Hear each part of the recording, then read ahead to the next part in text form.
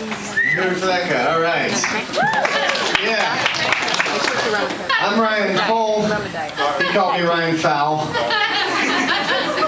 It happens all the time. I got a weird last name, Fohl. It's spelled F-O-H-L.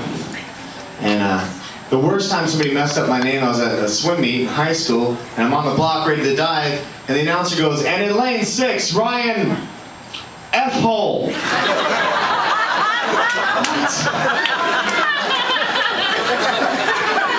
It's no hateful in that. I was reading Cosmo the other day because my sexuality is questionable. And they had this list that was the top 10 reasons to get in shape for the summer. And reason number 8 was that you can have sex standing up. First of all, I didn't know that was strictly a summer activity. But I can see how ice would be a hazard. Second, I think that's the best reason to lose weight ever. You don't need 9 other reasons. They should have whole fat camps built out of that, you know? And the counselor walking around like, "Lock your legs, hold on to his shoulders, not his neck. Come on, you girls gotta figure this out, because when we get back to the real world, I won't be there to spot you."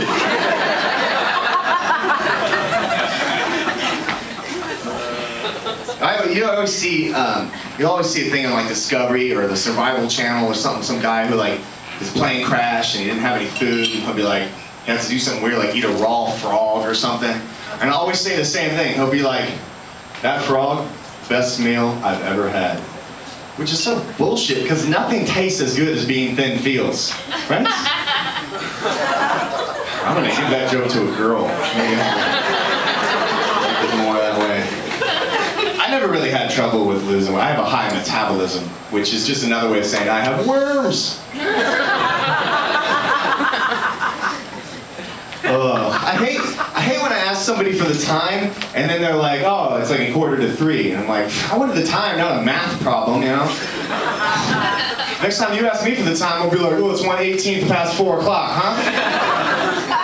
Military times no help either. 2,100 hours, what the hell is that? Now I see why the Marines are always like, "We do more before breakfast than most people do all day." But you have hundreds of hours in your day. That's not fair.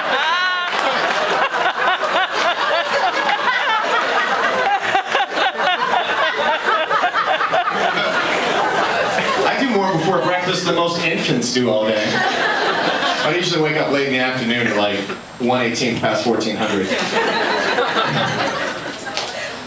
There was this friend of mine when I was a kid growing up, and he became a big stoner, and then we weren't friends much. And I hadn't talked to him in years, and he comes up to me and he's like, "Hey Ryan, I got a proposition for you. Let me jump on your trampoline." And that was it.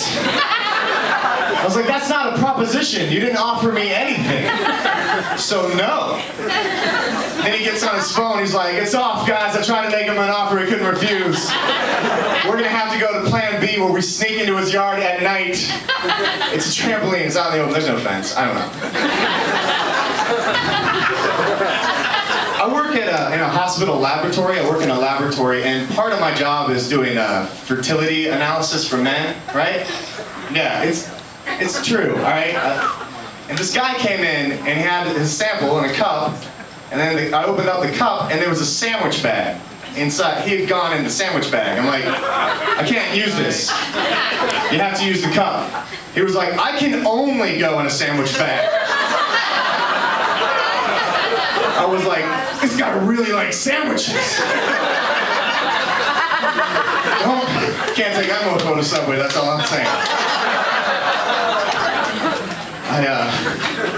I was in Kroger's the other day, and there was this baby. There was like this kid in the thing in the aisle, and he was like, "What's that? I've seen that before." And his mom was like, "That's baby's hot dogs." And he goes, "Baby's hot dogs, baby's hot dogs, baby's hot dogs, baby's hot dogs." And he just kept repeating it because I think he liked the way it sounded. I'm like, holy shit, this kid is high at like 1400 in the afternoon.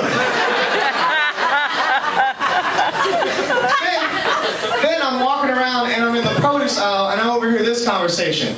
It was a lady and a guy, and the guy said, "Did you get any fruit?" And the lady said, "I bought some bananas for your ass." And I thought, depending on where she put the comma in that sentence is going to indicate where she planned